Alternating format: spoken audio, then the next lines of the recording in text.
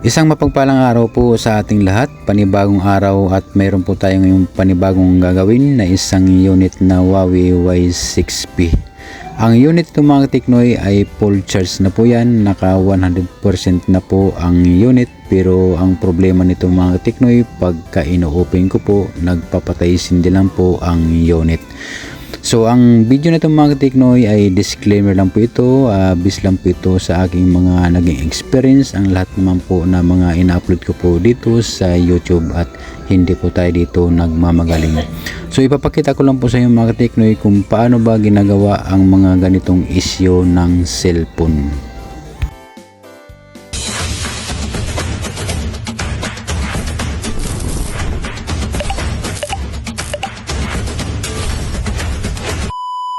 So ito na po mga Teknoy, umpisa na po natin itong gawin. Natanggal na po natin dito ang SIM3 at siyempre sunod na po natin dito tanggalin ang back cover po ng cellphone. At siyempre yan po, natanggal na po natin ang back cover. Sunod na po natin dito tanggalin ang mga tornilyo para matanggal po natin dito ang nakatakip po sa motherboard po ng unit. So unang solusyon po nito na gagawin natin mga Teknoy, ang battery fuse po ng cellphone. Siyempre yun po kasi talagang pinaka madalas po na nagiging sira po ng cellphone pagka nagpapatay sindi po ang ating mga unit. Karamihan po yan sa battery fuse po or sa power switch po ng cellphone.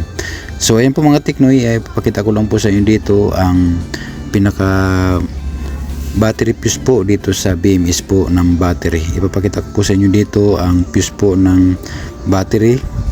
At siyempre tatanggalin po natin yung fuse po ng battery, ipapainitan po natin yan ng panghinang, dahil pagka nainitan po yan, malambot na po tanggalin po yan malambot na po tanggalin ang battery fuse po ng cellphone pagka nainitan na po yan ng panghinang.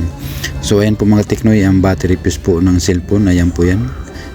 Dito po natin makikita po yung mga Teknoy sa BMS po ng battery. Ayan po. So yan, lagyan po natin ng flux para pagka nainitan na po yan ng panghinang, malambot lang po yan po na tanggalin. So ayan mga Teknoy, ayan pa, lagyan po natin ng kunting lead dyan, iinitan po yan. So ayan, pagka natanggalin mga Teknoy, ang solusyon po natin dyan, i-bypass na lang po natin yan.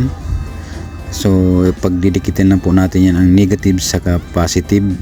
So lalong mas matibay po yung ganyan mga Teknoy, balik po sa dati yan at makunat po uli yan na malubat po ang cellphone. So matibay po uli ang battery mga Teknoy, na hindi po yan na basta-basta malubat. Pag ganyan po na direkta na po natin ang na bypass po natin ang battery fuse po ng cellphone. Yan, pag didikitin na po natin mga Teknoy, lalagyan po natin ng lead, pupunuin na po natin yan negative sa positive. Pag didikitin na po natin yan, yun lang po mga Teknoy ang naging solusyon po sa mga ganitong sakit po ng unit ng cellphone. So pwede rin po natin lagyan po ng wiring yan, i-wire po natin, pero mas madali po yan, yung lead na lang po. Pag dikitin po natin ang lead na yan sa magkabilaan po yan, negative sa positive. So ayun na po mga Teknoy ang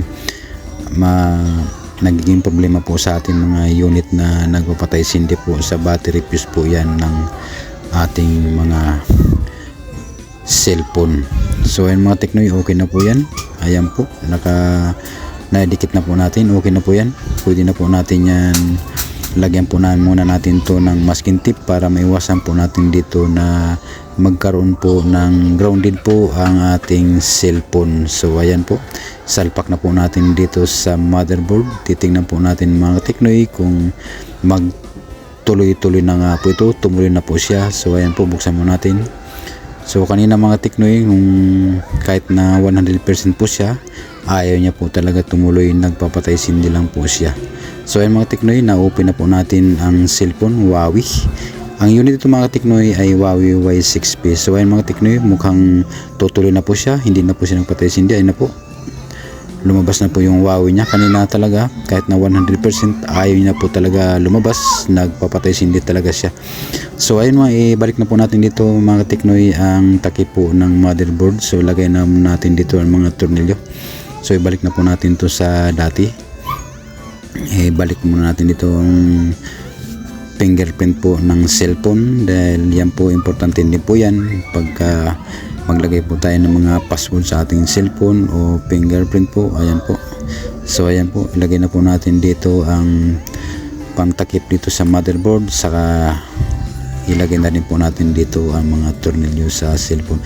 So yung mga ganitong unit mga Teknoy, kadalasan po talaga pag nagpapatesindi, yan po talaga sa battery po ang kadalasan po na nagiging issue sa battery fuse po ng battery sa mga Vivo Y11, kahit na anong unit mga Teknoy, basta yung mga hindi po siya replacement ng mga battery sa mga ganitong unit, may fuse po yan, may fuse